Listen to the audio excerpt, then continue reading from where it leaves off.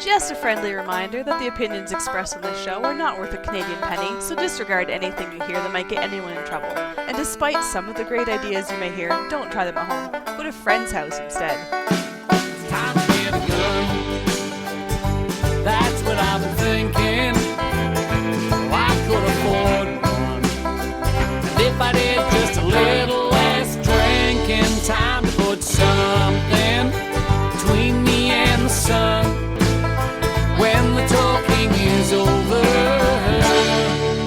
it's time to get a gun. Hello and welcome to Slamfire Radio, episode 629. Recording live October 29th, 2025. I'm your host, Dustin. I'm another host, Cowtown Tony. And I'm Kyle. Also one of our hosts.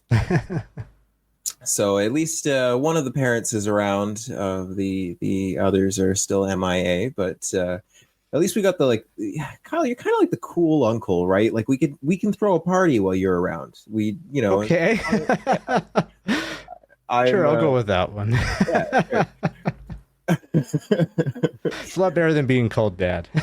Yeah, right. All right, well, why don't we start with what we did in guns this week? Kyle, you actually haven't been on for a little bit. What have you been up to in guns? Yeah, I missed last week because it was my son's birthday, so went spent the night with my boy, had dinner. But not a lot with actual guns, but I have spent a little bit of time on the Ace. Oh.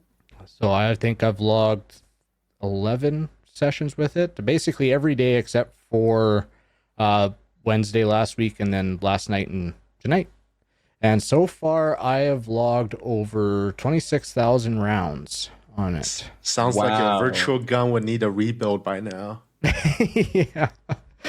Yeah, so it is both good and frustrating on multiple levels. I mean, it's a video game, so sometimes it does glitch. Processing. Also, I have some bad habits, apparently. I have a real hard time seeing sights. Oh. And apparently my grip is completely off. Because now I'm gripping the gun and I'll use an actual one. So I tend to go deep into the web with my hand. But that ends up forcing my sights to the left.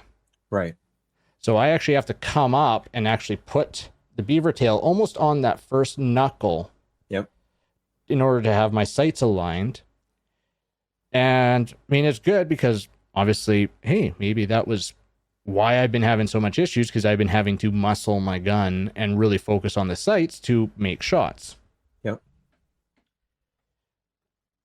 But it's been good. I've had some really good moments. The other night I was actually getting a little frustrated. My hands are like sore, they're sore. Calluses are starting to build up.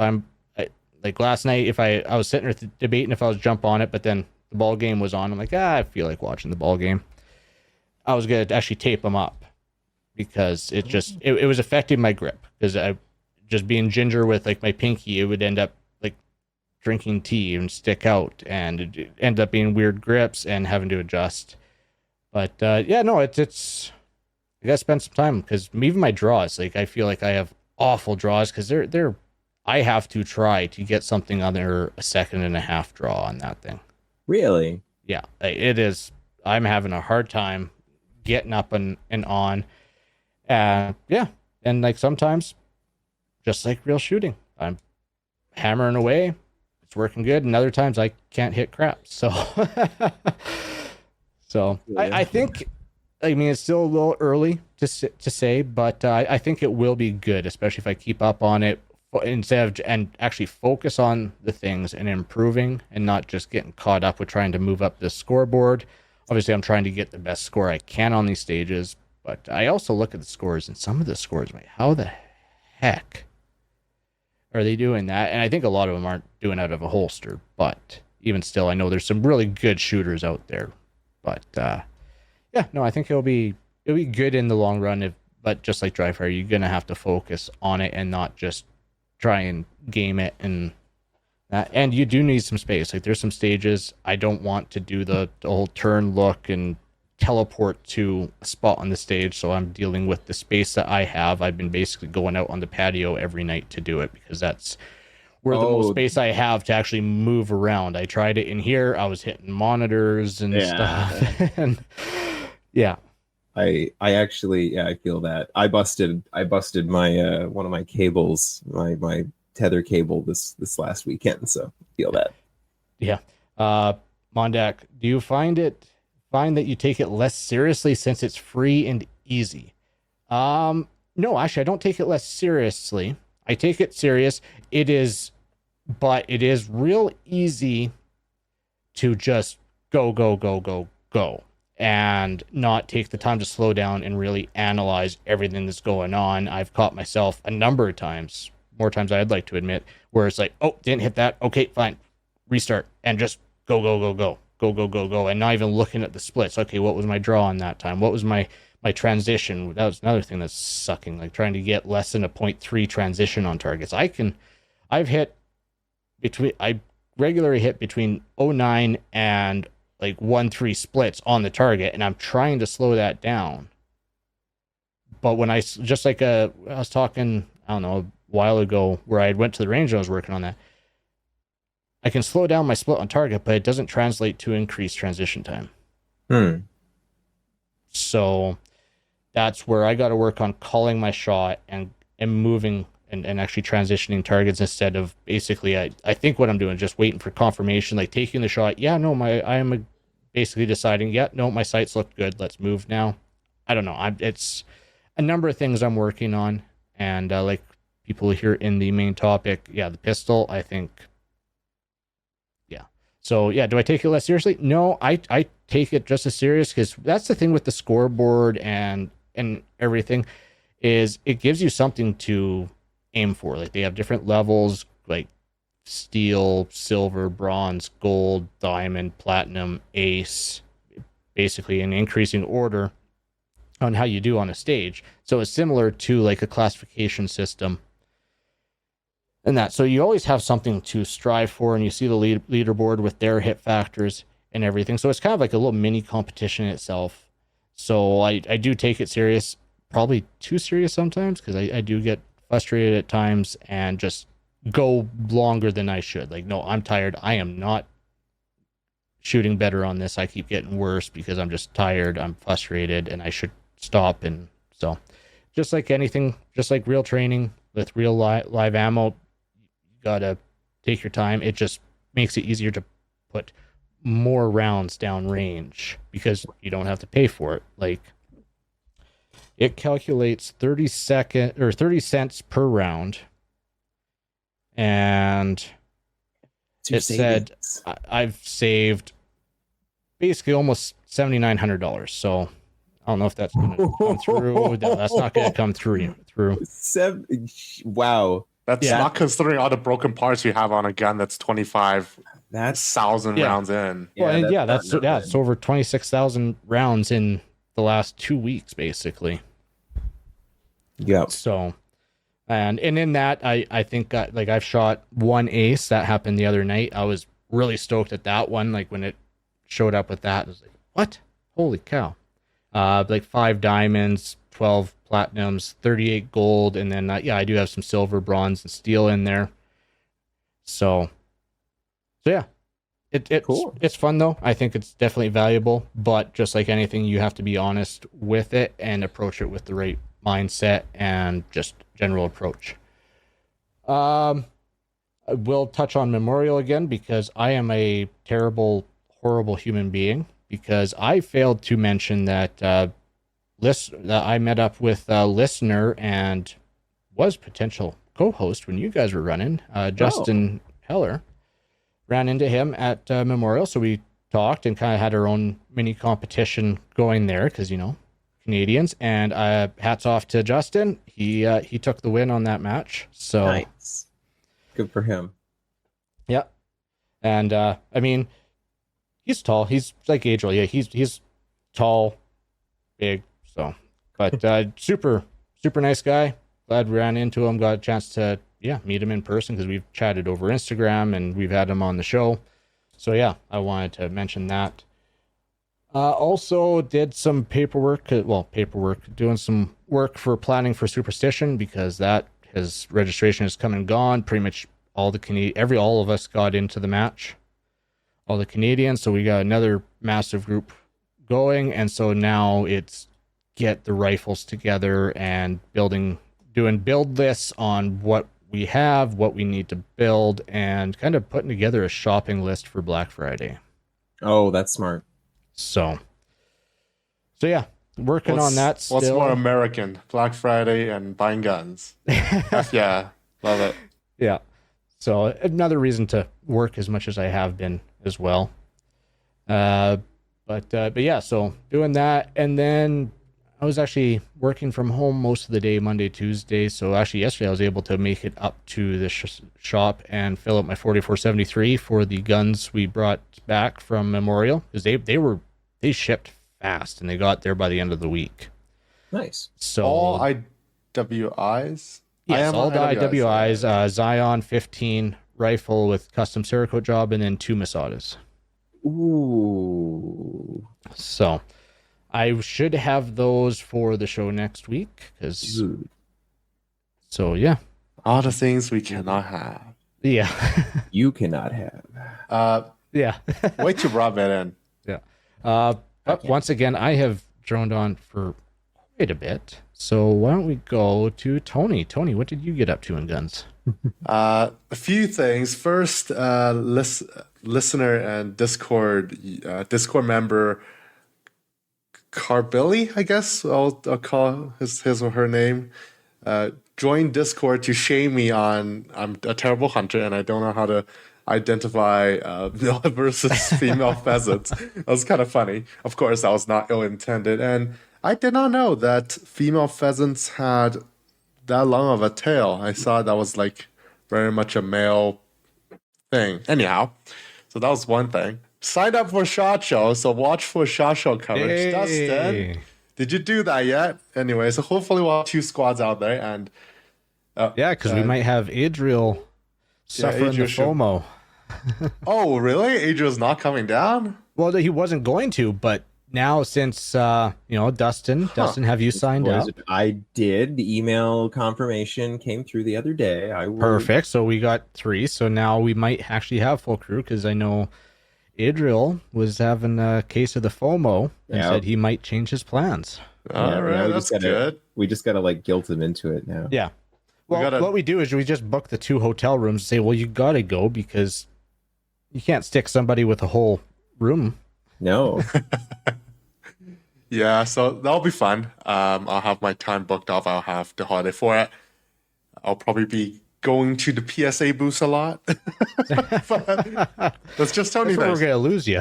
Yeah, it's like, oh my God, the new 2011. Apparently they're going to manufacturing this year, which is interesting. There hasn't been a ton of update on it. But I did some more range time for hunting related stuff. And I don't know if Adriel's still watching. I see he had a comment on it.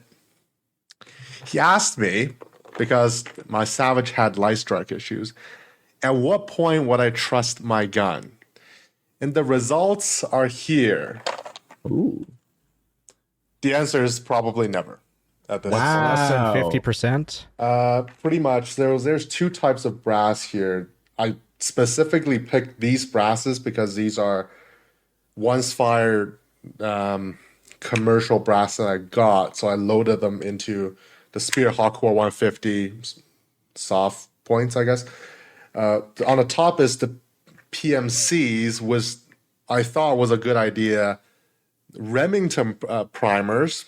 I think 9.5 is the standard large rifle, but only 3 out of the 10 shot. For the PPUs and the Giant primers, it's not much better. 7 of the 10 shot, which is very odd because last time I was at the range, when I had, I think that was twice fire brass, most of them were Federals, and they all shot fine. So I don't... Now I'm confused. Like, the gun went back to Savage in Canada. They said it's fine. It came back. The first range trip I had with it, everything shot fine. And now it started to have problem again. And if you're checking out Savage Impulse related stuff, there's a small YouTube channel on YouTube called Shop Towel. And he have a whole series of how he is experimenting with his own Savage Impulse. He had barrel changes, stock changes, and he also had a light strike issue. How he, so to speak, resolved it was flushing the whole bolt assembly with like gun oil and then blowing it out. I don't have that kind of an air compressor, and it's too close to hunting season now that I don't want to do that. And also a side effect is he went, I forgot what he went to. I think he went to a 22 ARC or something like that. A pretty boutique caliber in the end as a barrel change. So like things are quite different about that gun now. To the point, I think other than the receiver, it's not really, and the bolt, it's not really stock anymore. So that's really, I don't know. I might borrow Adriel's 300 Win Mag and just let my shoulder rip. That'll probably be okay. There's a good thing though. I did see 3 deers on my way to the range, and I was able to quickly identify there's one mother and 2 fawns, but I wasn't fast enough to identify them as muleys or whitetail. So maybe some improvement would be needed for that. And last time I wasn't too confident on if I hit the steel plate at 200, but it turns out I was hitting all along. It's just the large steel plate at 200 doesn't really swing and it doesn't make the right sound. So I saw I was missing, but it was actually fine. And I was able to shoot the medium-sized plate too, so that's all good.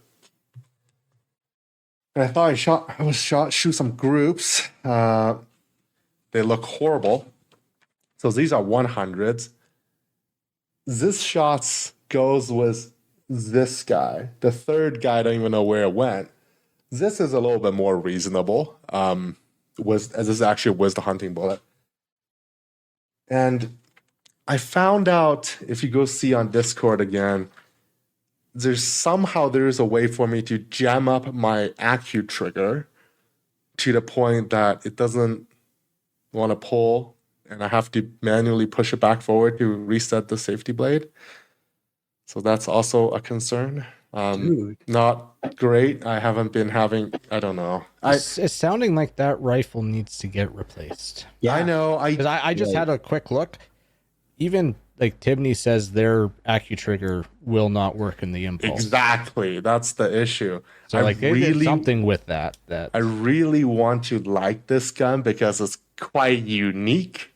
But if I ever do a video review, I believe Adriel will, because I'll send this up to him, that it is really a solution looking for a problem. And the problem now has been completely fixed by Beretta, was their new BRX1. It's like, why would you want an American straight bow rifle in Europe? Like, if you are in America, shoot an AR-10. If you're in Europe, just shoot a European gun, I guess. So now this thing really doesn't have a place.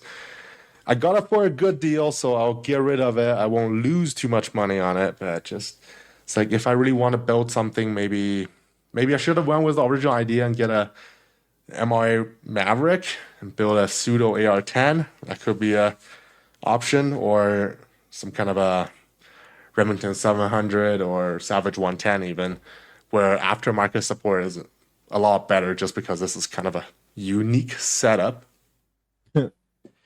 I was quite happy that I was able to make steel hits with this thing, the 450 Bushmaster, at 100. So at least I can hunt to 100 with this thing on the red dot. I didn't think I was able to. There's your hunting rifle right there. Yeah, I know. I don't love the red dot though. I forgot who said this quote, but you gotta aim small to miss small, and lots of people say that. I'm not aiming small because I don't have magnification, so I'm gonna miss big. So put magnification on it. Take it off the Impulse. No, and put it on there. Oh God, I'll make it really heavy.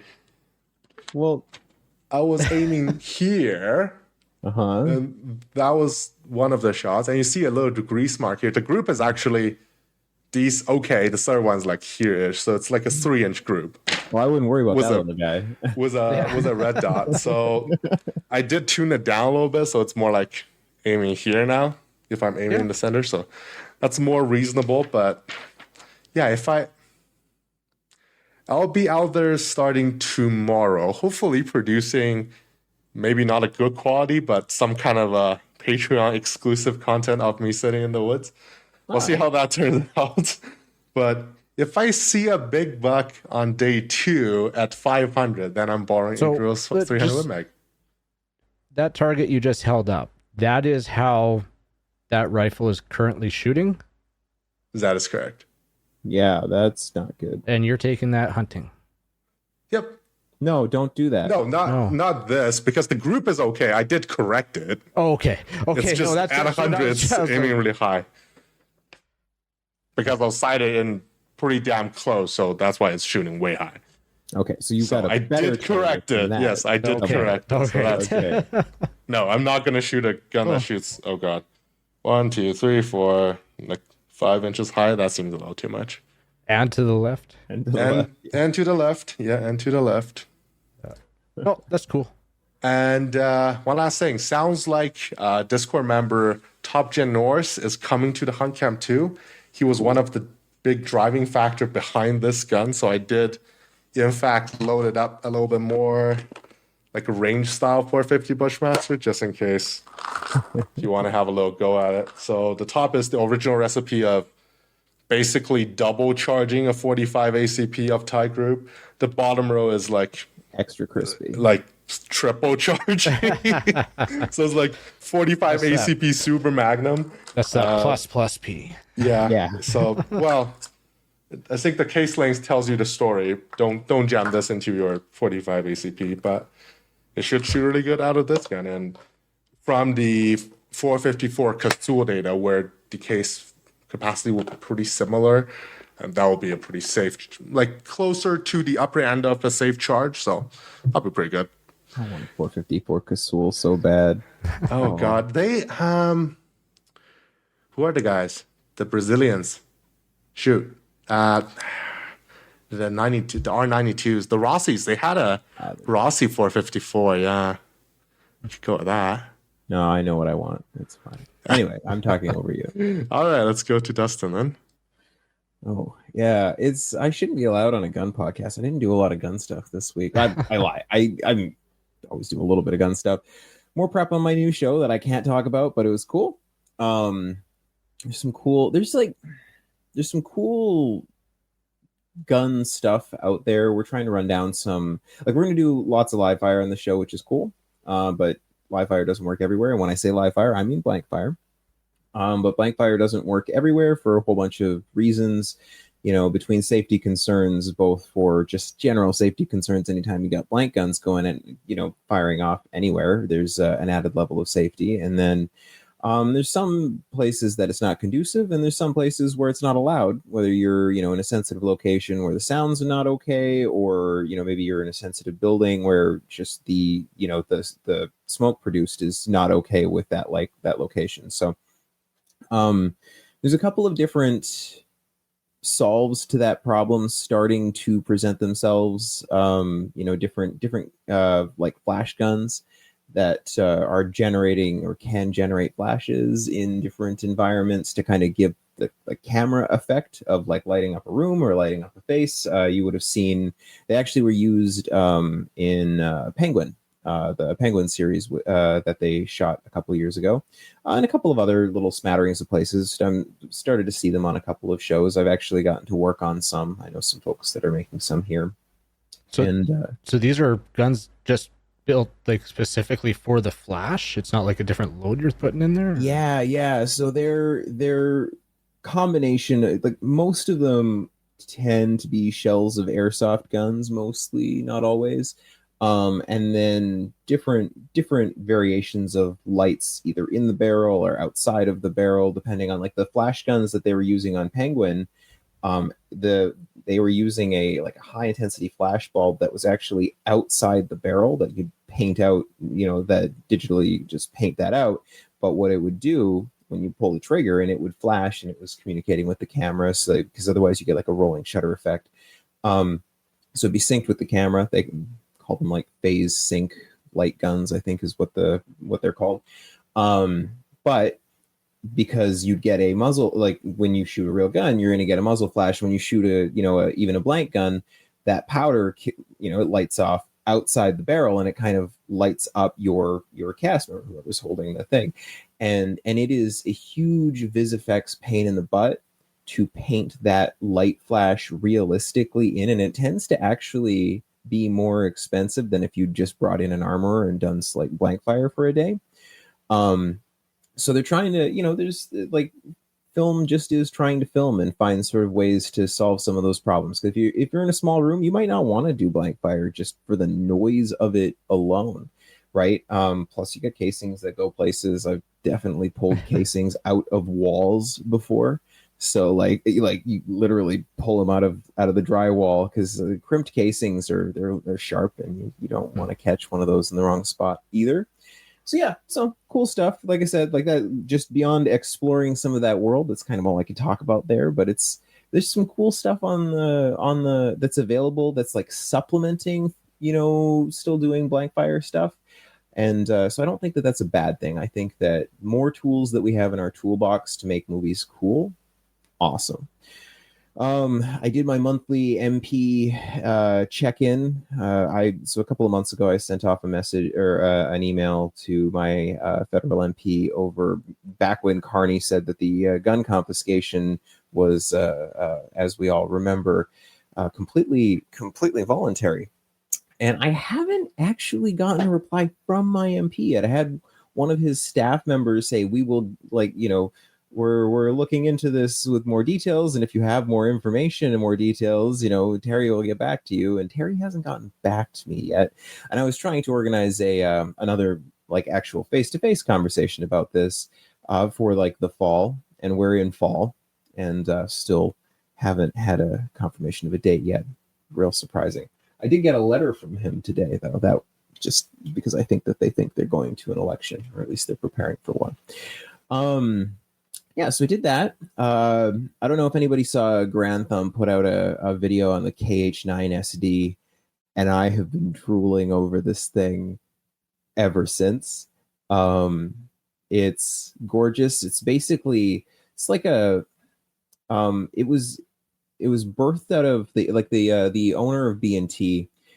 He wanted to design a new Spectre M4. If anybody doesn't know what a Spectre M4 is, it's this cool little 9mm subgun that came out in the 80s. It's Italian, and there's not it never found its footing because it came out at a time where the American market, it wasn't allowed to exist. It's found some limited use in some police forces. There's a couple of little weird quirks about it, but I actually really love the Spectre M4. I've gotten to play around with a couple of them. Fun fact: it is the gun that Will Smith's little SMG was built around in the movie I, Robot. The guts of the actual blank firing gun underneath are a Spectre M4. They're really cool. It's a neat little gun, and I'm drooling. Anything that's integrally suppressed gets me, happy. And this KH9, it also looks a lot like a Thompson, So I've been drooling over that.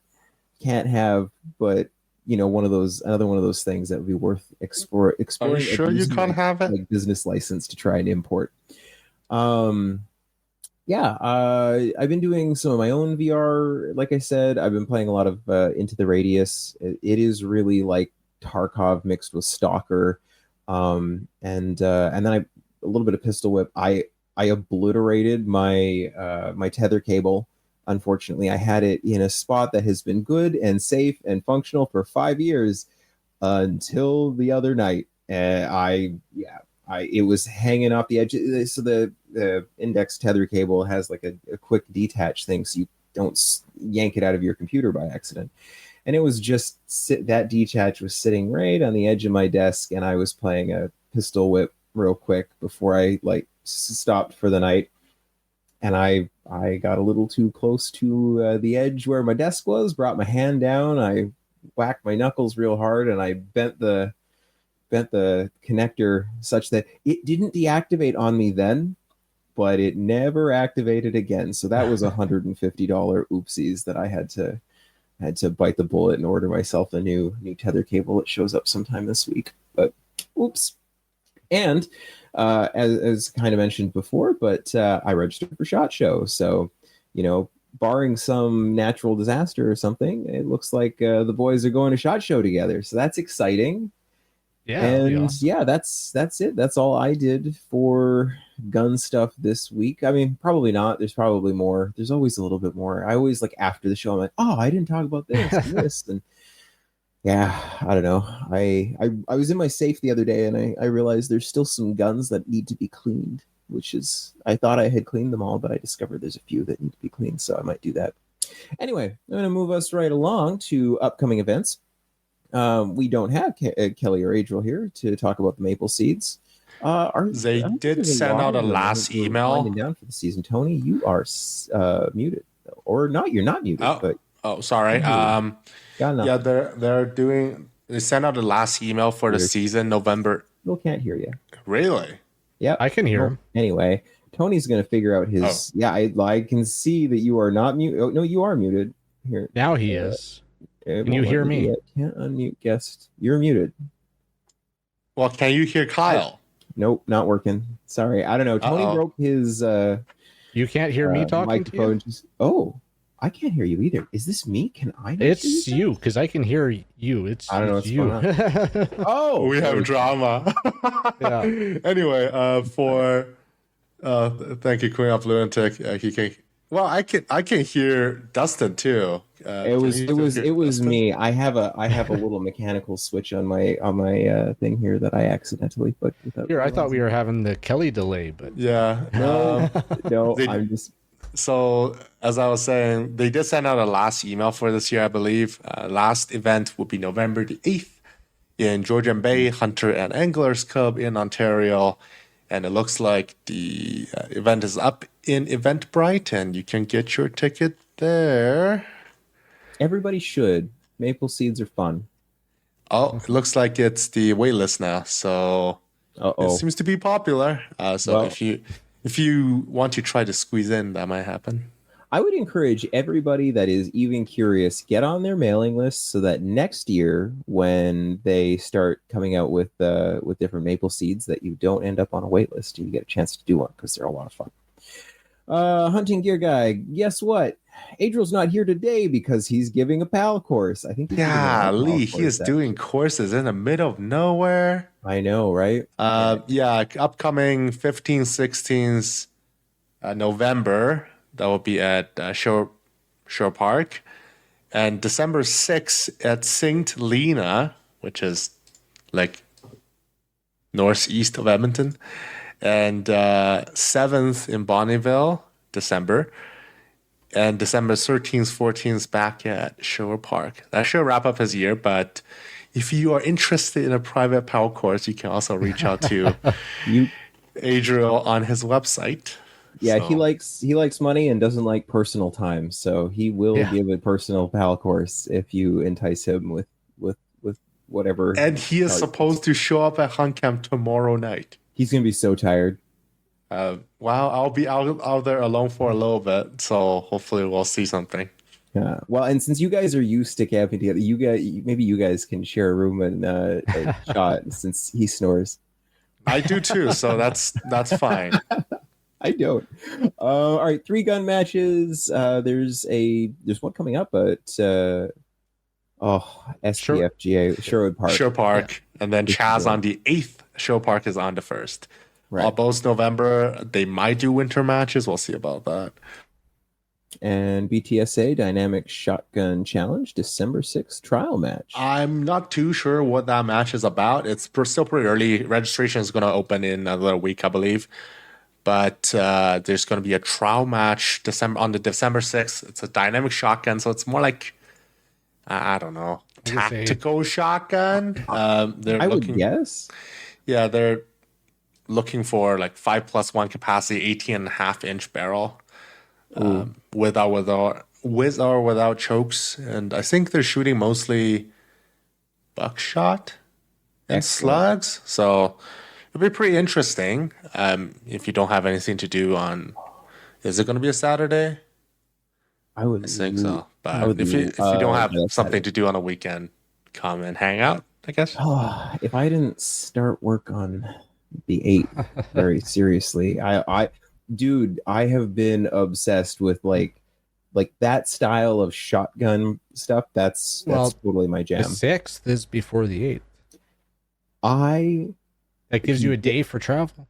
Oh my god! Not in the wintertime. I'm not driving over. I have a rule. I don't drive through the mountains in the wintertime. I did that when I moved here, and I swore I would never do it to myself again. He has escaped the winter. He's never coming back. Yes, correct. I look at the white stuff that's up on the mountains, and I say, yes, stay there.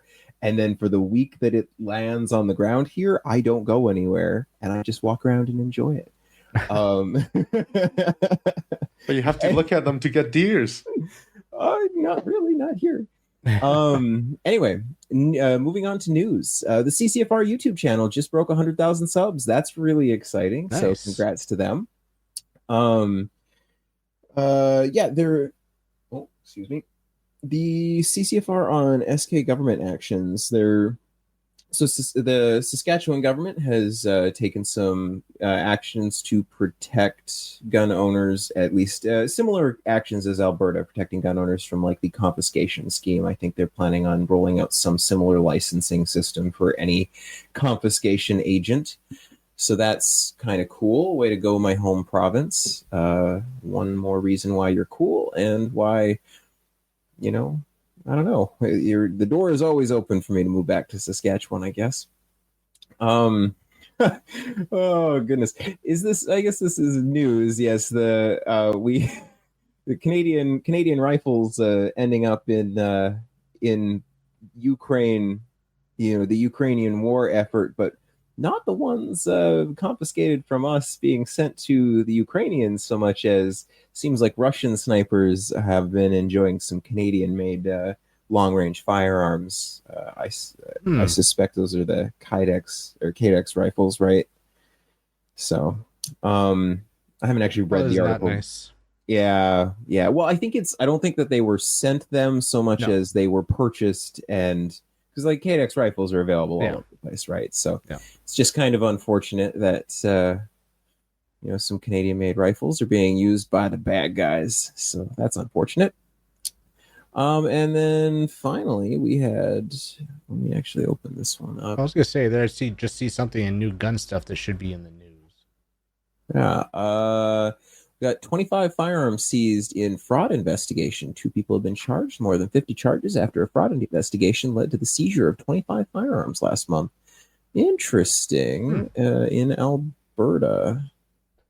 In Calgary too. I didn't know none of that. 25 counts careless storage of a firearm. 22 counts unauthorized possession of a firearm. Interesting.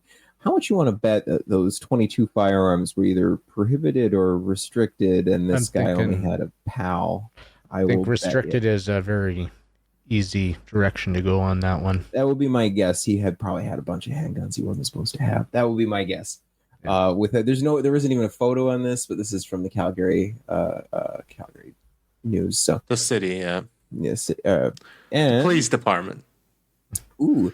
USPSA race gun nats. I mean it's news, but it's just it's very rare to see this. But I know Tony added this in, but yeah, one of the shooters basically shot himself. Well, apparently it wasn't drawing. It was apparently on the staff match as well. Well, I saw the video and it was during the draw. Oh, it was during the draw. Okay. Yeah. For some reason, it sounds like he was having issues with the holster. I think it was a race holster, and there was some.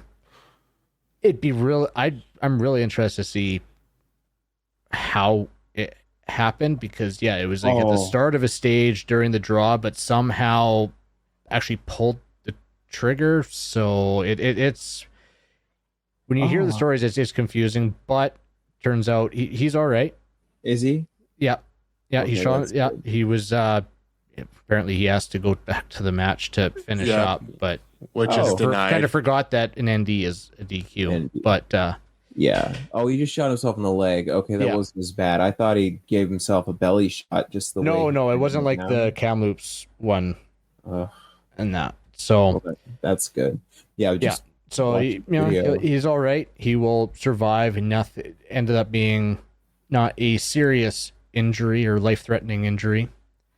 So, but a good example from, and of course it is third hand, fourth hand speculation, but that there was some jankiness with the holster, and he was having issues with the holster all day, issues of whether the safety was on. So it's just a reminder, if you're having issues with your holster, seriously have a good look at it. Remember, I know I'm guilty of grabbing that gun and pulling out of the holster, and by the time it even meets my other hand, that safety's off because I use it as a shelf. Yeah. Just an extra reminder, just to get back to those fundamentals and not having that safety off until you're presenting out. Yeah, that's that whole slow is smooth, smooth is fast. Don't no, slow is slow, smooth is fast. Slow is slow, smooth is fast. Sure. Anywho, moving right along. Yes, I think the one last thing. I think the highlight is everyone's calm and the emergency was called. Everything was dealt with properly, and he was able to be treated. Although not like life threatening, but the response and how it was handled was really well done. That's good. He's still going to get a nickname for the rest of his life, undoubtedly. Yeah. But, yeah. All right, moving on to new gun stuff. We got Blade Tech holster. Tony, you want to share a screen here? So I think I mentioned a few weeks ago, but apparently they're available now, and they're bloody expensive. Wow. This is also in US dollars. Oh. Yeah. So what is special about this holster?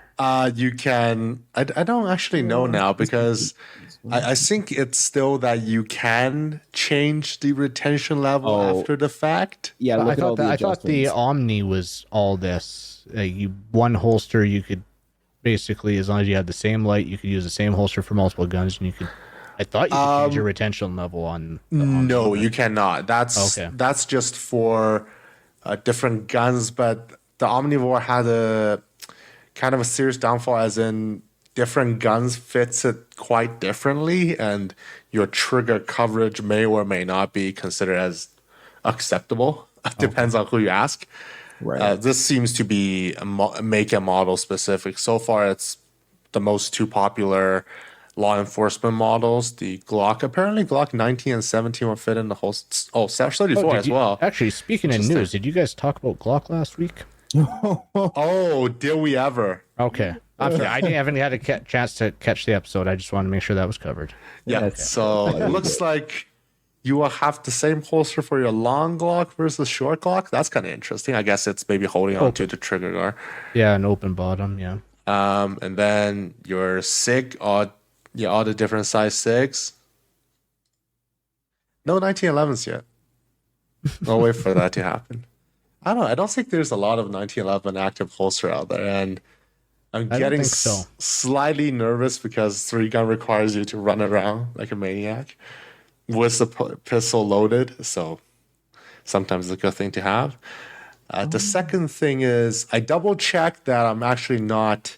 So this is kind of related to what I did in guns, but I wasn't crazy. But they did add this button for you to request Hodgdon, which is one of the largest reloading powder makers out there, to request a load. So you can say like, I want to load, for example, crazy. I did submit one, so we'll see what they say. But for example, I said I want a 450 Bushmaster load with the cheap Hornady bullets, FMJs, 230 grain, so 45 ACP standard bullets. I'm going to shoot it under a load of tight group. It doesn't say how many grains, which is kind of interesting. I guess they'll try to figure it out. And like a standard that's what you're asking primer. That's what you're asking them for. Yeah, that's really cool. I thought the idea is you have a load and you want them to like validate it, something. Request load development service. So you want them to develop a load. Yeah. Customer load development. Why is it called customer load? Is this request custom load development for optimize? Anyway, so it doesn't seem to cost anything. So if you have some wild ideas, so that's it. You should put in request them to do for 400 Korban.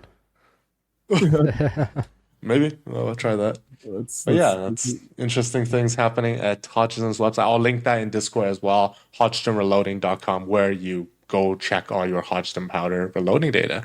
They have a little yellow button now. That's really cool that they like that. Seems like it's free service. That's neat. Cool. Well, now for our main topic, we have Adam Reiser joining us. All right. And for tonight's main topic, we have Adam Reiser on the show. Welcome, Adam. What's up, guys? Good to see you again. Yeah, good to see you too. Wish I could have made it out this past weekend. I forgot that was going on this weekend, but I was busy working anyways, so that wasn't on my radar. But you are fresh home after Vortex shootout. So to start out with, why don't you give us, because it was a different format this year, why don't you give us a quick breakdown on how it deferred and what your thoughts were? Yeah, so I had actually never shot this match before, so I didn't really know, but it was sort of like Battle for the South is the not Memorial. Vortex shootout was always the not Texas 3-gun. So it used to be very big natural terrain stages, things along those lines.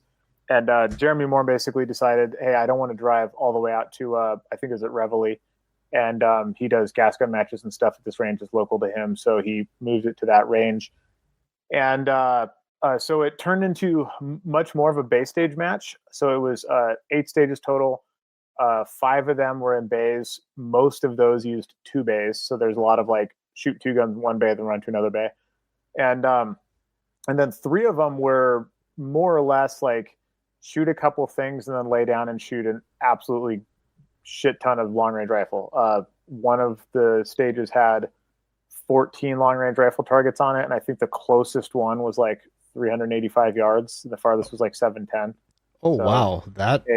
That's a big stage. Ton of long range rifle shooting. Yeah. So stage times for the winners were, I think if you broke 50, but I think if you got under 60 seconds on anything, you're almost guaranteed to win that stage. I think the longest stage was like 75. So they were all reasonably close. I think there might have been a high 40s in there somewhere, but I don't remember. But a lot of pretty challenging shooting. A lot of like partialed up 50-yard rifle paper, a lot of long distance pistol and slug shooting. There was 120-yard slug plate / pistol target that was like C-zone size. Oh wow! Lots and lots of hard pistol shooting, and quite a few slugs, a little bit of buckshot, like pretty decent mix. And big stages that had a lot of places to like really run it off the rails. Well, that's awesome. Because when I first heard that he was going bay style, I know there was a bunch of people bummed.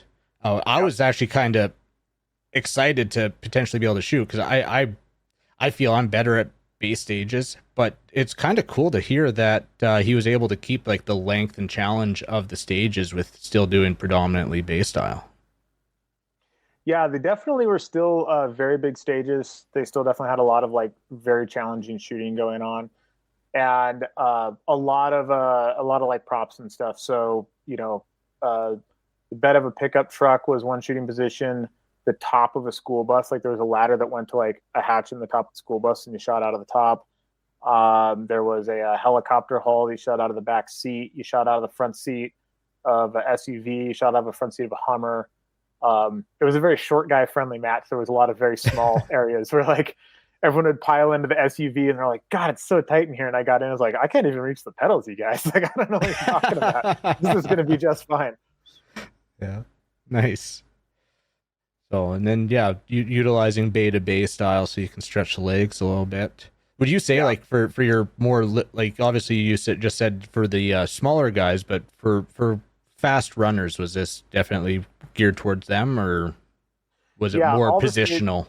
all the stages had a lot of movement. I would say it wasn't a lot of like super tight technical hit your position exactly. There was a little bit of that, but mostly covering a lot of ground.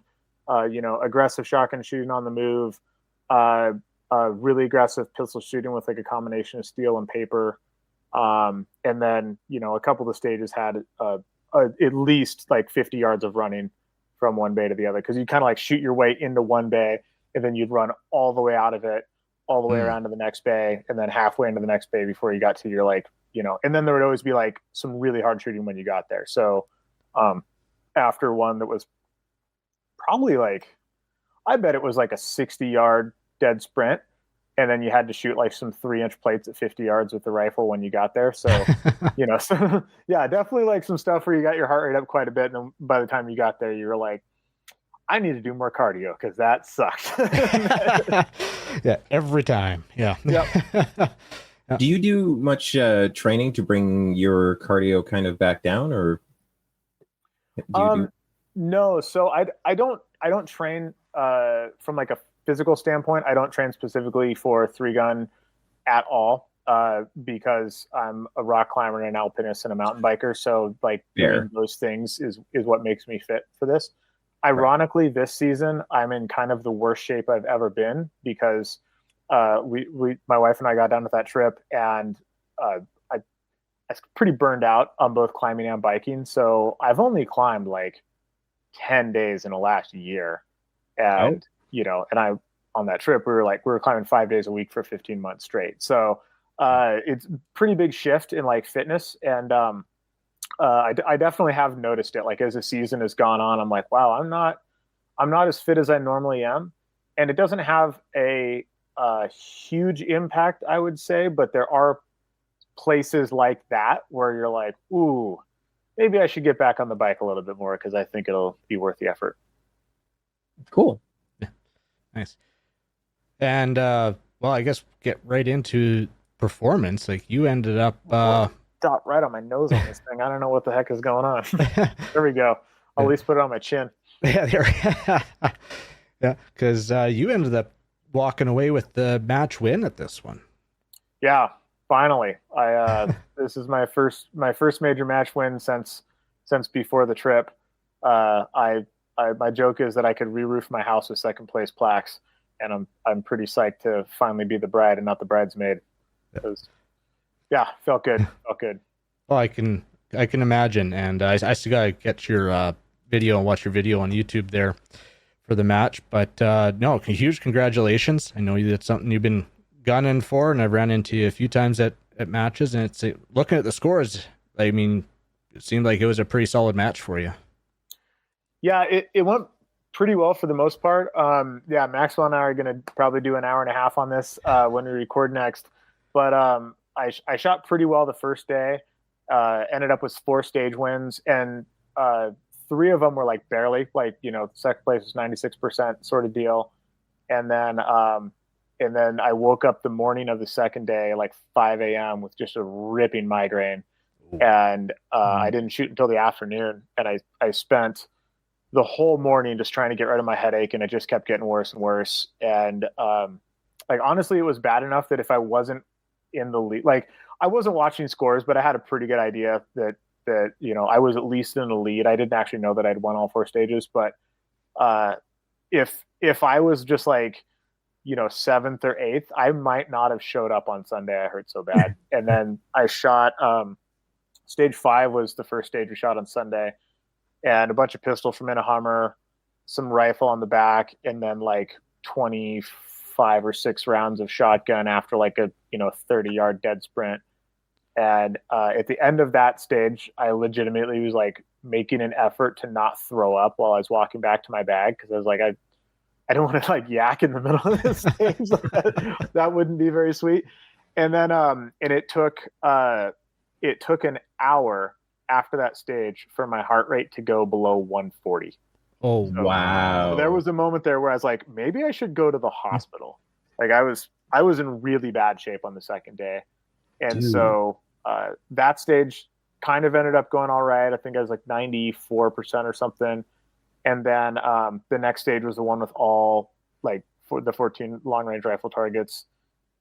and my head was just absolutely killing me the whole day. So I was just like hanging on for dear life. Luckily, there wasn't like a bunch of running for the rest of the day, but a lot of math and just remembering holds. And I actually forgot my holds on 2 stages, which I would never do.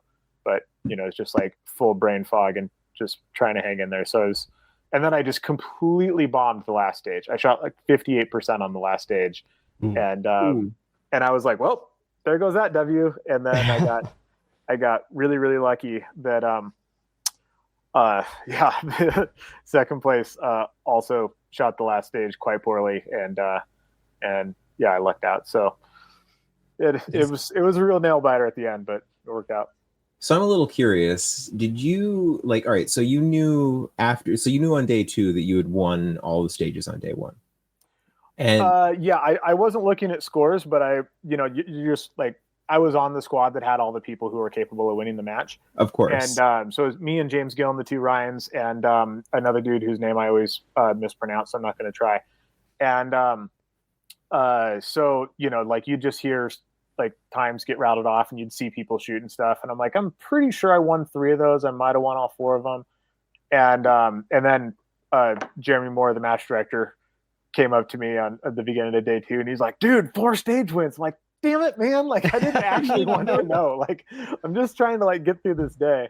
Well, that was my question is, did that affect your like anything mentally, or were you just fighting your headache so much that maybe you didn't actually have to fight the like that just because like there's always that stress, right? That like, oh, I'm ahead, I gotta stay ahead, like I don't know, I'm just kind of curious. It's interesting. I do find it more stressful to be at a match that I could win than to be at a match where I know I'm not. Like there's a couple dudes like I'm not going to beat Varick, I'm not going to beat John Wydell. Like let's just face it, if those 2 guys show up, I ain't winning the match, like period.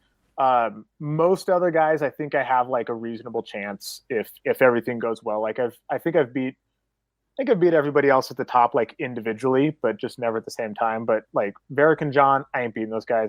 I do not put enough time into it to have a chance. So when I'm at a match where I can actually win, it is definitely a little bit more stressful. I don't look at scores anymore because I found that it doesn't do anything beneficial for me. Like I'm going to shoot every stage the best I can, no matter what, like wherever I'm at. So it doesn't actually impact the way that I shoot. But what happens is I just have less fun in general because I'm worried about, like, oh, I lost 2 points here and I gained 4 points there. And if he hooks up on this thing, he's going to, gain a bunch of ground on me. And, but I've gotten pretty good at just like, I'm usually kind of aware, give or take of where I'm at, but I don't know for sure. And at this point, I'm pretty good with like, oh, I'm just going to show up and shoot all the stages. And I mean, the thing that was making me not have fun was just the fact that like my head wanted to explode. Yeah. And that was really the bummer. Like I wasn't shooting particularly well. In fact, I was shooting quite poorly on day 2.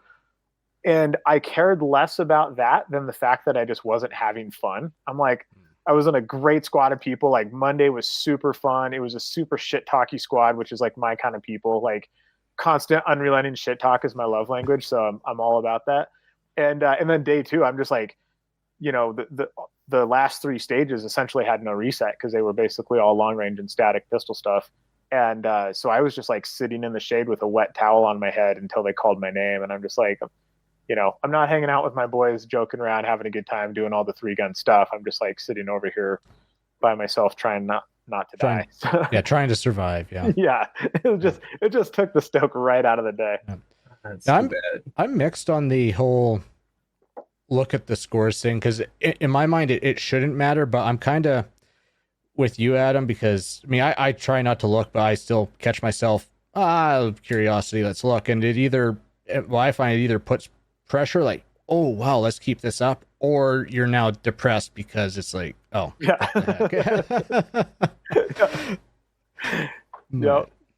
Yeah, it's like I can see if you're like super squad in a pistol match where you can make like little tiny aggression changes based off of where you're like, I could see maybe that, but in 3-gun, there's just too much going on. Yeah. Like you can't really adjust on that level. I have I've been shooting 3-gun since 2013, and on exactly one stage ever have I adjusted a stage plan based off of how I was doing in a match. And honestly, in retrospect, I probably would have shot exactly the same stage plan anyway. So I don't think it really helps. I think you need to be in a mental place where if you become aware of how you're doing accidentally, it doesn't just like explode your brain. So like when Jeremy came up and he's like, "Holy shit, dude, you have 4 stage wins." I wasn't like, "Oh shit." It's like, so yeah, you just need to be in a place where you're like, okay, like I felt pretty good about yesterday. I didn't know it was that good. And like, that's where you want to be at, but I'm still just going to shoot every stage and just like execute my program. So shouldn't make a difference. For sure.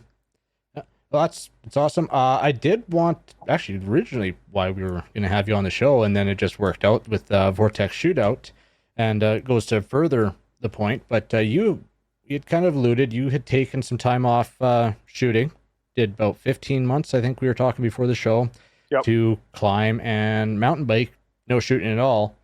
And I know you and Maxwell did cover this on the Perf, but we kind of wanted to get you on and your take on how you go from being one of the top guys, taking a year and a half off, coming back and being right back up top there.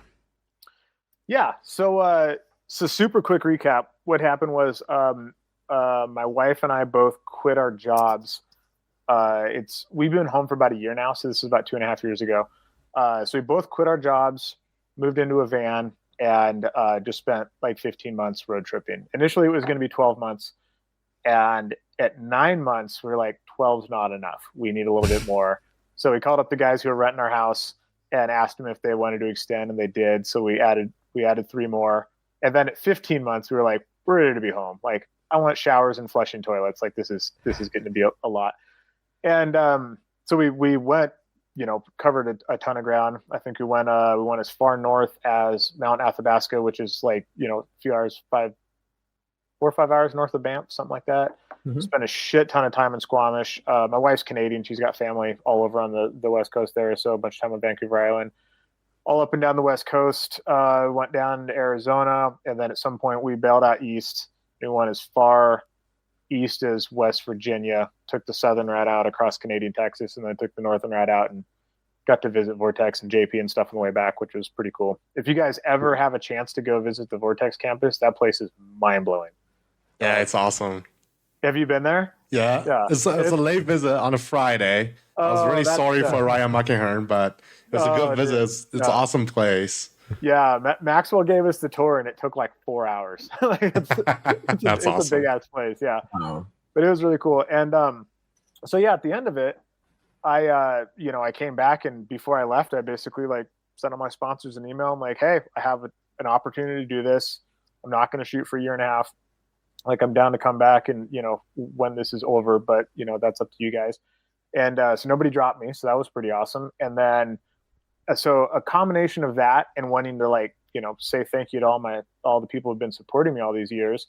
And then also I was just like jonesing to shoot. Like I ended up making some like 5-minute compilation video of the last like 10 years of my, shooting, because I was just like watching match footage on the road and stuff. And like, God, I need to go scratch that itch. Cause my thing is I'm like hyper competitive, and I need an outlet for that. Otherwise it starts like draining into like unhealthy parts of my life. And so that like, this is my competitive outlet, and all of my competitive energy goes into this. So the rest of my life, I can just be like a normal ass person. And so I was also starting to like get a little bit twitchy because I didn't have a place to put that stuff. And so then when I came back, I was, I wanted to put in a big season to say thanks to all the sponsors. And I really just wanted to shoot a shitload because I've been doing nothing but climbing. I hadn't shot at all. And I was also pretty burned out on climbing. So I was like, normally I'm kind of like 60% climber, 40% shooter, and they kind of fluctuate a little bit, based off the time of year and what's going on. But this time I was like, all right, we're going to spend a year just being 100% shooter, and we're just going to occasionally climb a bike and just have at it. And so I pretty much signed up for everything I thought I could get into, and a couple things I didn't think I could get into. And if my count is right, I think I had 12 major matches on the calendar. 10 of those involved a flight. So I got pretty good at flying with guns. And I ended up having to bail on 2 of them because I had a family emergency that took me out of the mix for a few weeks. But so I think I ended up with 10 majors, and yeah, lots and lots of shooting. Yeah. But yeah, getting back, like the transition, dude, the first day I went out and shot a pistol, it was really interesting because I was there with a couple friends, just putting in like a little practice session, get the dust knocked off a little bit, and everyone's like, dude, you look like you never left. Like, it looks so smooth. And I'm like, visually, I can't see where the shit anything is going. Like, mechanically, I just kind of had to like blow the dust off, and it was all sort of there. Like, all my reloads and stuff were like reasonably on point. My grip was dog shit when it came out of the holster, but it was super fast. It just wasn't very good. And so from the outside looking in, it's like, oh, Adam must have been practicing this whole time or something. But visually and the feel, like everything felt way more violent than it normally does. And I couldn't track the dot at all. Like movement was really weird. I super choppy in and out of positions. The like the fine tuning stuff, that's the difference between like the fast guy who's spraying bullets and the guy who's fast and hitting what he's shooting at. Like that gap was the thing that was like really, really missing. So Right. that took a lot of time and more rounds than I would care to admit for just to kind of like get back to like what I consider to be baseline. So Well, I mean, pistol shooting is very perishable. yeah, 100%. So I'm opening up my calendar here really quick because let's see. So was my while you're doing first that, day? before you left on the There we trip, go. like what did you practice? Like, did you spend like a lot of time on your training, or had stuff basically it was second nature at that point, so it wasn't so hardcore in the training? So I try to dry fire like at least probably like 4 days a week, I would say is actually what ends up happening. So I dry fire about 4 days a week, not a ton every time, like somewhere in the kind of like the 20-minute neighborhood, unless I have something coming up and I'm like really trying to like hammer down to the last minute. And then these days I would say, and then immediately before the trip as well, if I make it to the range twice a month, I'm doing pretty good. And so I'll generally put in like a pretty healthy, like in the neighborhood of 400 or 500 round practice session a couple times a month when I get there, and or a couple times a week. And I don't shoot a lot of locals, which is really a bummer because our local scene here is super good. We have 150 person local matches twice a month, which is mind blowing. And like we got one of our dudes just got top 10 at race gun nationals in LO. Another dude broke the top 20 in open. Like we got some super legit shooters here. And so I wish I could take more advantage of that, but mostly it's just like heading down to the armory and, you know, putting in a good practice session down there, or going out to Slipsa and putting in a practice session out there. And for most of the first part coming back, basically all my practice sessions were pistol, because it's the most perishable. It's the hardest to get back. Like the rifle and the shotgun, I feel like those are kind of at a point where I can just kind of like pull them out of the closet and you know, make sure everything is good, and then just like go to a match and do like pretty okay. But I can't do that with the pistol. Right. Well, actually, this brings up a question that I've been kind of thinking about and planning as I see people and asking. But do you feel like, because you just said you'd spent pretty much all your time on the pistol, do you feel like the pistol shooting and the pistol training translates in some way to the long guns? Yeah, kind of. So I think the visual part, in terms of just like, you know, staying target focused and bringing dots into stuff and getting used to like having that visual representation of what's going on, is huge. I think movement is harder with long guns. Like I shoot a pistol on the move way better than I shoot a rifle or a shotgun on the move. Right. And so I think, and then, you know, trigger control, things along those lines, I think most of the things you're doing with the pistol translate to the long guns, but the inverse is not true. So like if I could only practice with one gun, I would obviously only practice the pistol. And I think the amount of fall off that happens and how fast it happens with the pistol. Have you guys ever heard Daniel Horner's balloon analogy? I don't think so. I don't recall. Yeah, so he's got I steal this from all the time, but it's the best. It's the best example of 3-gun that I've ever heard. So he says, 3-gun, your skills are a giant warehouse that's full of balloons, and one balloon is, trigger control on a pistol. One balloon is recoil. One balloon is long range shooting. One balloon is shotgun. Like all of these balloons represent different things. And whenever you're not there, they're all falling towards the floor. And your mission is to get them all up into the rafters, right? Mm. But whenever you're spending your time smacking one balloon up, all the other ones are falling down. And the problem is you have to get all these balloons up in the air, but they all fall at different rates. So some balloons, like you could smack up into the rafters and just get them stuck there. So for me, long range rifle is that balloon. I can just whack it up into the rafters, it's stuck up there, and I don't have to touch it. And I can just go execute on that whenever I want, even if I've taken a bunch of time off. Pistol shooting, that balloon is basically made of lead. It just, like as soon as you stop hitting it, it just falls to the floor immediately.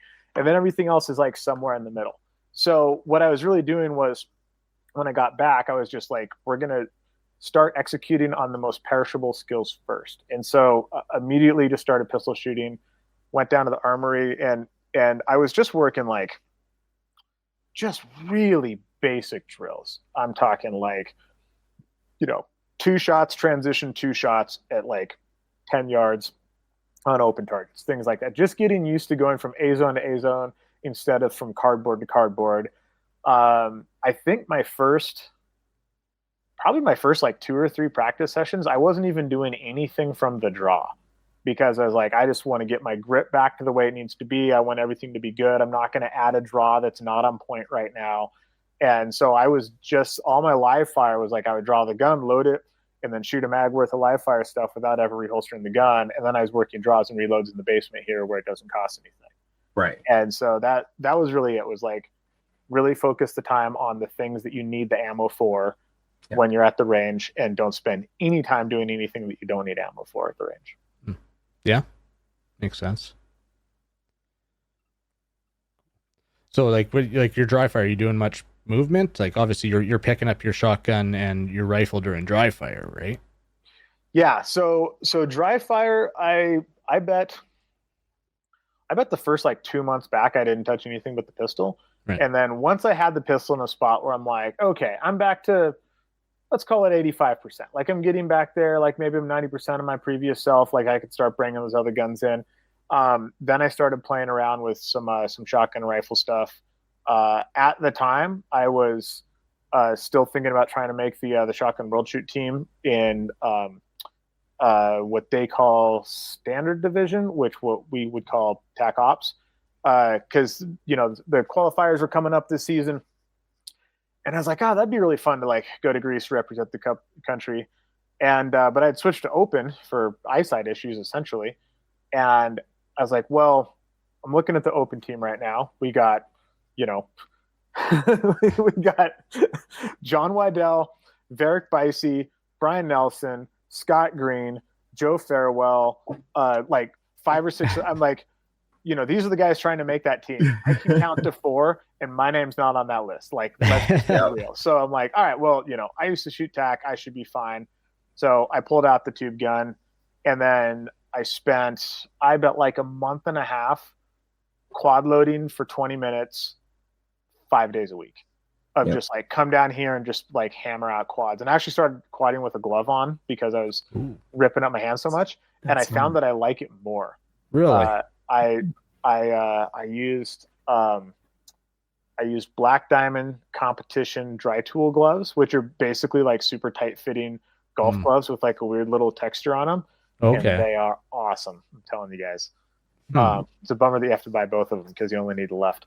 But so then I went out to the qualifier, and it turns out that my eyesight has gotten even worse since I switched to Open. And because it was dead of winter, so it's like I wasn't even live firing. So I literally shot a box of ammo through my shotgun before I flew out to the first qualifier, and I hadn't fired the shotgun in a year and a half. And actually, I hadn't fired that shotgun in probably 3 years. And Oh, wow. so the match footage is hilarious because it's basically like high level GM gun manipulation with like B class shooting. So it was pretty trash. So essentially, any stage, if the stage didn't have a no shoot, I shot very well and super aggressive and had like a high 90% finish. And if the stage did have a no shoot, I shot it and I had like a 50% finish. So my stage finishes are like high 90s and 60% and like nothing in between. Because my eyes, the way that they've degenerated over the years, essentially the fiber would bloom. Like if you take a red dot and you just turn it up to 11 when you only need 5, and it just fills the whole window. My fiber was doing that, and so I was shooting an 8-inch plate with an 8-inch no shoot covering half of it, and my dot looked like it was 10 inches around, and so it was a visually terrible experience. That would be rough. So why not modified? At that point, I was just kind of over it. Like I'd poured so much time into like that little chunk, and I was so pissed off after that match. I literally sold my caddies to the guy that we were staying with. So yeah, he was like, "Oh, I've been wanting some of those Kings caddies," and I'm like, "Here you go. It'll cost this much." And I gave him like a ridiculous deal. And I did think about that, but I looked at the modified field and I was like, I'm gonna have to put in like this level of effort all the way through the summer in order to make that. And there's a lot of 3-gun that I want to shoot that this is going to take away from that, because now I'm practicing with a tube gun for this thing, but then I'm not shooting the tube gun in the 3-gun world. And so I was like, I don't want to split and do both of them shitty. I just want to like pick a lane. And I like 3-gun more than I like IPSC shotgun. And honestly, like the style, I dig the technicality of it, but I really don't like the 3-2-1 format where there's 3 short courses, 1 medium course, and 1 long course. Oh, really? You don't like that? No, because I was like, I like giant ass 150-second, Ironman stages. I don't want to fly to Texas and load 8 rounds and shoot 8 rounds. It's like, what am I doing here? Yeah. This is too much time for 8 rounds. Well, and that's why I shoot. Yeah, that's good, because that's why. Well, one reason why I still shoot tube gun is because I like quad loading. Like once you figure it out, it is fun. And you feel like a G when you execute well. Yeah. Yeah, 100%. Yeah. The other reason is I just don't have the money for a dissident. So. Yeah. Well, that's the reason I haven't gone to modified, because I was like, I'm pot committed to a dissident at this point. I'm like, I'm not gonna, like, I didn't get any kind of deal. They don't sponsor me, nothing. I just bought one, and I'm like, fuck, those are expensive. They're not cheap guns. No, they're not. No. Is there a division where a modified shotgun will fit in for 3-gun or no? Yeah, I mean, modified, like the USPSA modified shotgun division or shotgun 3-gun division is literally copy and pasted from the modified rule book. Got it. But then you have to change your rifle and stuff too. Yeah, I got to change my rifle. Can't shoot the Alice pistol that I bought. That kind of stuff. Like, honestly though, modified, if I didn't already own an open division pistol and an open division shotgun, like if my house burned down and I had to rebuy everything tomorrow, I'd probably go shoot modified, because I do sort of like the equipment set a little bit better. I think it's like a more contemporary batch of guns. But dude, like, have you looked at like a not fucking around level Briley shotgun with like all those things are crazy town. Like they like an open division shotgun, like by a lot. It's pretty wild. Oh yeah, no, what Briley's doing with them, like the comps and everything, like those modified shotguns are just, every time I see them at a match, they're just getting crazier and crazier. Yeah. I'm actually on the fence. Like, I'm big debate right now on what I do next year. I think next year will be my last year TAC Ops, but even then I might switch mid-year to modified. I don't know. You should. I don't know yet. Well, what do you have to do to move from TAC to modified? My big holdback is my pistol. So I got to get either a slide cut for optics for my 2011 or buy a new 2011 with being able to put the optic on there. So, dude, just get your slide cut. Yeah. Put a dot on it, go shoot mod. And that's the thing. I thought about just sending my slide away to get cut, but part of me still wants to keep the irons there just in case I decide to go do limited in USPSA or You'll never use them again. You'll never use them again. I have taken the sights off of all of my guns, and I even cut my old Glocks that I don't shoot anymore just in case I decide to shoot them. right. You will never use irons ever. Yep. It's Can a you one-way cut your street. limb cat or no? My limcat? So my limcat is, It's a frame mount red dot, right? well, it's a frame mount and it's compensated, so it doesn't work for modified. Right. So Well, why don't you just, if you're really that fussy about it, why don't you just get a second slide for your because gun? that's minimum $600. Oh no. Oh god. Oh Yeah, I know. $100. You're in the wrong sport if you're fussing about $600. Oh, no. Dude. No, I know. I was gonna I say won't put that can money do to math. ammo and travel. Yeah, no, it's just a matter of doing it. So, and Superstition, I don't like their modified rules. So, Dude, Superstition's rule set is all kinds of jacked. yeah, because your shotgun basically has to fit in a box, and Yeah, Oh, don't not have, like, again. your pistol with the has to fit in a bosses. box too. So even I bet you my 2011 I wouldn't be able to shoot in stealth in Probably not. Superstition. No, don't shoot modified. All the high end modified shooters I know just shoot open to Superstition.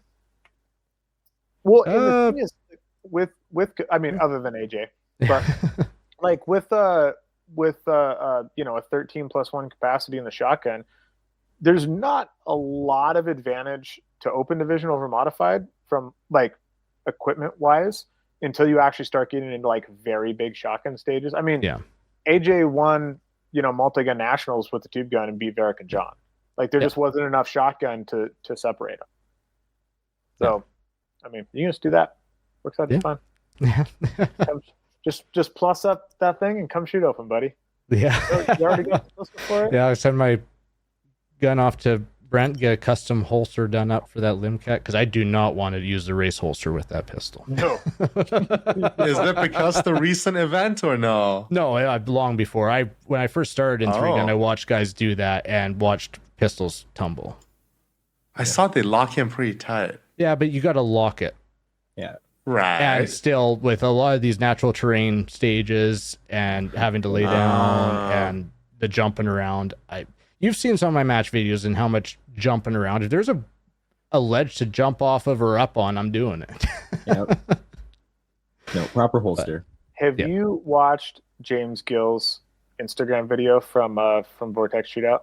No, I haven't. That guy just gets me every time. Dude, James is a psychopath. He is so crazy. So, for people who don't know James Gill, he is a Marine with one leg and one eye, and he's the guy who got second place right behind me. Beat me on half the stages. I mean, he's a savage. Like, he doesn't shoot good for a guy with one leg. He's just a very good shooter who happens to have one leg. Yeah. But so there was the very last stage. You shot a bunch of like long range pistol and shotgun stuff. And then you ran down this hill like 15, 20 yards. And there was the bed of a pickup truck with the tailgate facing outwards. So you like stepped over the part of the bed that would normally be attached to the cab, and then laid down, loaded up your rifle, and then shot out of the bed of the pickup truck.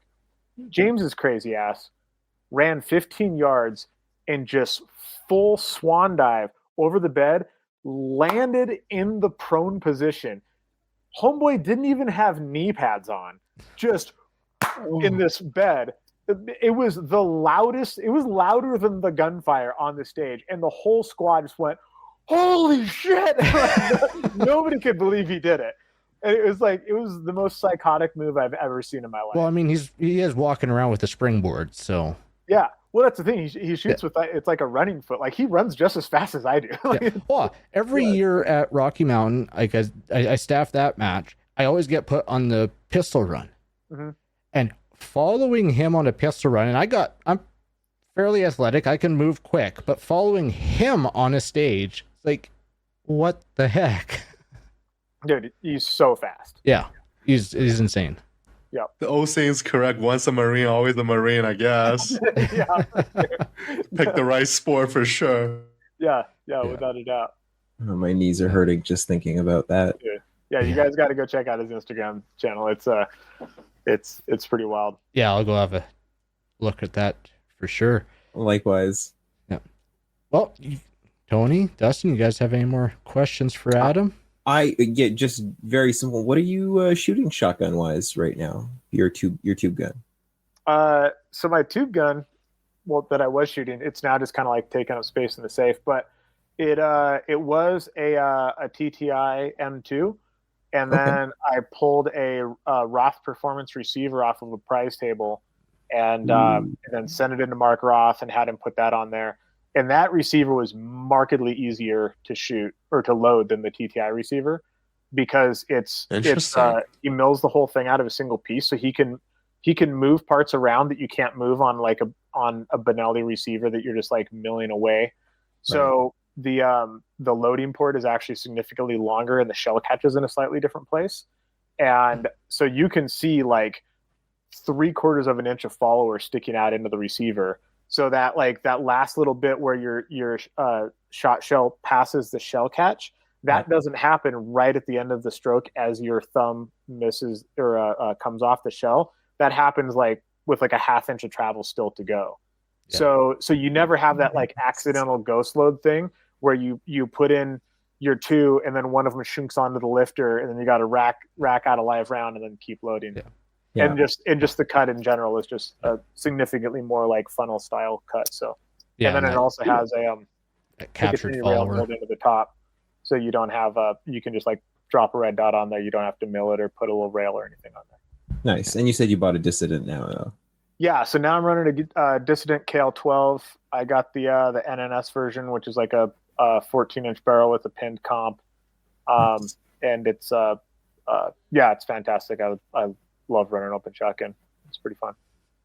We don't have those here anymore, but very happy for you. Sorry about that, guys. I feel for you.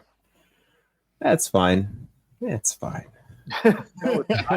No, it's really not. But folks have heard me whine and moan enough about it. So, funny enough, like Memorial, if I had won one of those shotguns, I was gonna go to Open next year because it's like I put in a pile of tickets on those two. It's like if I win one, then okay, I'll go Open. Yeah. Cool. Well, thanks, Adam. Thanks for giving us some time and some gems here tonight. Good talking with you. Yeah. Thanks so much. All right. Well, I'm gonna go up and sit with my Canadian wife and watch the Blue Jays win Game 5. Yeah. She was like, "What kind of Canadians are they? They're scheduling a podcast right at the same time the game starts? Come on, man." Same time every week. And hey, maybe I'll be like the other night and we'll just go late into the night. There you go. Yeah. Yeah. Well, gotta have fun. I'm doing 18 innings again. Yeah. I remember waking up, looking over, and no, it's still going. Okay. Cool. Well, thanks again, Adam. See you guys have later. A good time, and we'll catch you later. You bet. Thank you, Adam. You bet. Bye. And thank you again to Adam Reiser for joining us for our main topic and giving us a recap of his return to shooting excellency. Yeah. Oh, he's always great to talk to. Yeah. Run into him in matches, talk to him. He's always great to talk to. And we also are not great because we didn't give him an opportunity to self-promote. To do a Don't worry, I have that covered. Oh yeah, no, Adam Reiser, you can find him on YouTube at Adam Reiser, and then you can also listen to him every week with Adam Maxwell on the Perf Podcast, and they expand on the gems and the discussions like we had tonight. So sounds like they recorded this week for an even longer coverage of Vortex. I did see they released this week USPSA Race Gun Nationals.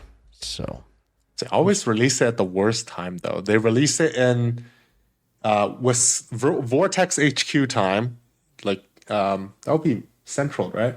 Anyway, they say it's gonna be a Wednesday show, but they keep releasing it like right before bedtime for Tuesday. So I kind of like I have this obligation to listen to it before I go to sleep. but then I have to go to sleep really late. So it's like, ugh, you guys. It's got to listen to it at work the next day. Yeah. But because it's Wednesday, I try to be working from home so I can make this show. It's all very complicated anyway. By the way, if you're shopping at Briley Manufacturing, they have a coupon code for you, OTP10, as in On the Perf 10 for 10% off. So do use that. That's pretty cool. Cool. All right, moving on to some listener feedback. Now, we actually got an email from one of our favorite listeners. That would be Eddie. I'm going to assume that's Edmund here.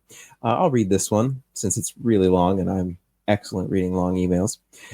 Hi, guys and gal. Seeing as YouTube is going crazy with censoring again, I'll email my second comment. I've posted a couple of times, but it keeps getting deleted. Emoji. Tony, regarding extra firearms, you need to subscribe to Dustin's philosophy. 2 is 1, 1 is none. Get at least 2 of everything you need. Eddie, I agree 100%. You should definitely have at least 2 of anything that you really need. Goals. I will never financially recover from this. Oh, no, you won't. I can attest to that firsthand. But nonetheless, it is nice to have doubles of things that you like and or rely on. Yeah. Tony, did you want to pop into the YouTube comments and see how many of them are available to you tonight? Of course, I see 2 from Eddie, so that's good. Hey. First one is from M485. To be fair, I didn't mean the last part of the comment to be interpreted that way, but it's much funnier that way. I think that's referring to what do Ringneck Feathers and Tony have in common? They're both originally from China and have been introduced to Alberta. I don't know how you can mean it a separate way. Again, I don't take offense of my origin story because that's just who I am. I kind of want to clip Dustin saying I hate the fairies, but purely for my enjoyment of taking comments out of context. I can see that. As for the regs, the idea that they're official document products is a common misconception. They're produced by a third party. I need to dig into the law for curiosity reasons on a few things. Well, I believe Runko is still coming to Huncamp, so I did take a note for him. I'm going to ask him, what if they said the law is written correctly, but the regs are written wrong? Who would be in the right? That's always defer to the law. Whatever the letter of the law is, that's the side you want to be on the right side of everything. For sure, but I'm just thinking, is there going to be innocent mistakes like that? Because Probably. as a regular Joe... I think it's a valid question because that is printed by a third party, but still put out as a representation of the hunting regulations available for the public versus them telling you lawyer jargon stuff. Go look at this. So that's an interesting question. Fair. We'll see. And we haven't heard a long time from the Grisand testing and review video. Billy Wright 9256 says doesn't like Canadian light loads, works fine with American loads. Crying smiley face. That's interesting. Maybe, I don't know. It's because the American loads are a little heavier, more powerful, more freedom, warmer. Oh, that you know what? Yeah. And then we have 3 more comments on episode 628, which will be last week. Dustin, you should get another over-under shotgun, a short-barreled pistol grip over-under like Chuck Norris used in The Hitman. You could craft a leg holster for it too with your kaida skills. If you're planning to scoop Adriel's over-under, keep in mind he likes to buy low and sell high. So really, really fun, quick story about that.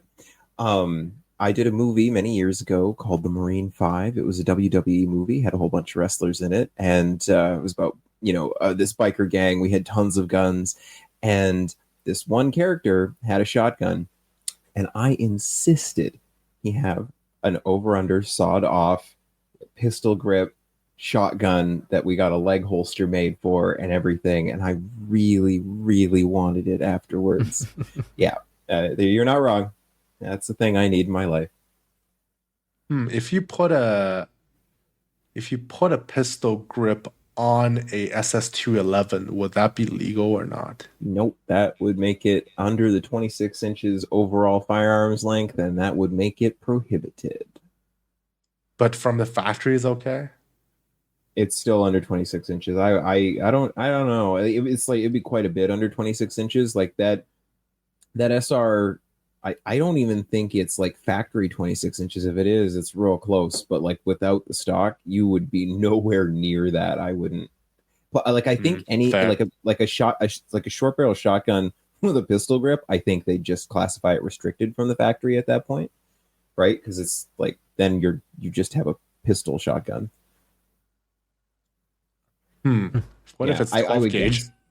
It's still, it's still like essentially it's a firearm designed to be fired by one hand, and it's short barreled. So Well, yeah, I would we imagine had it would be this restricted. discussion with Full Hill Farm Training Dave before.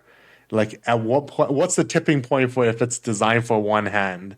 Like, if you stuff 3-inch Magnum in there, Dude. slugs, is it still designed for one hand fire? Tony, in the words of our public safety minister, That's don't true. ask me to explain the logic to you. Yeah, true.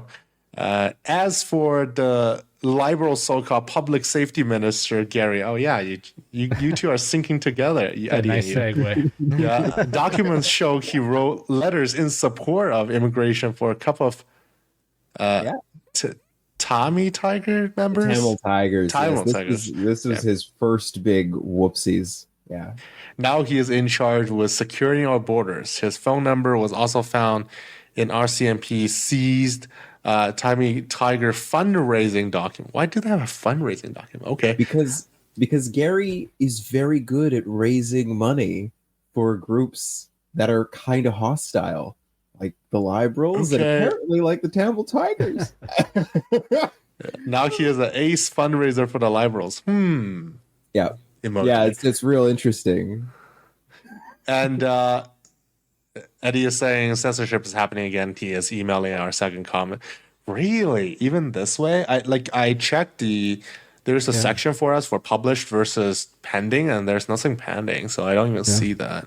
No, I've seen this has happened to me too, and I don't know if it's just Google being unfriendly, YouTube being unfriendly, but like I've had this happen where like I'll make comments and then they just won't exist. They'll vanish off into the ether. And last comment from Adita Param 8736 on the last episode. On a note of lead-free 40mm Bofors ammo, there should be jacketed tungsten rounds that exist. I guess that is very lead-free. Oh man, that would be 40 millimeters of tungsten coming at you. That would be a lot. But yeah, that's all the two comment we have. Joke's on us. Tungsten's a controlled substance, not allowed. I'm not kidding. Yeah, you're not. You can't. As a Canadian, you can't just have a chunk of tungsten. You can't have a chunk of titanium either. You're not supposed to. Yeah, they're Really? Wait, what? Yeah, they're controlled materials in Canada. What? There are controlled materials now? You technically need to be licensed to possess a reasonably large quantity of that stuff. Yeah. Don't ask me, man. I don't make the rules. I just report them. Yeah. All right. I did not know that. Okay. So with that, sponsor links. We do have our sponsor link for Bass Pro and Brownells. Do we still have Brownells link, or is that? That should be there. I think Brownells is always working. Bass Pro would need to change over. If any of our awesome listeners are looking at making a purchase to Bass Pro or Brownells, please use our link. You'll help contribute a little bit to the show, and I think every like quarter-ish we will read off anonymized what everybody has bought, and judge you harshly or not harshly. Usually harshly. I kid. With that, thanks to our supporters on Patreon. If you'd like to support us, you can find us on these platforms, and then there's no platforms. If you'd like to email the show, please send an email to slamfireradio@gmail.com. And with that, do we have any shout-outs? Yeah. Shout out to Justin again, and then shout out to Adam Reiser for pulling the win and for coming on. Absolutely. Tony? shout out? I'll give a shout out to the Adam Squared, as we call them, on the Perf Podcast. Always a great listen. They covered USPSA Race Gun Nationals this week, which was yesterday, and then probably the Vortex Shootout, which is quite interesting. Go see their respective YouTube channel as well. Adam Reiser at Adam Reiser 1 on YouTube, and 3 Gun AMAX for Adam Maxwell. And I want to shout out Adriel for being kind enough to use that shotgun that I was interested in, so that it will have a reduced price should I decide I want it for mine. All right, and with that, please join our Discord server. We're actually pretty active there. Watch us on Facebook, YouTube, and Twitch. Join the CCFR, and also follow their YouTube. Let's see those numbers just keep on growing. And we will see you next week. See you next week. Good night, Kelly. Good night. So if you have any comments or questions for the show, please send an email to slamfireradio@gmail.com.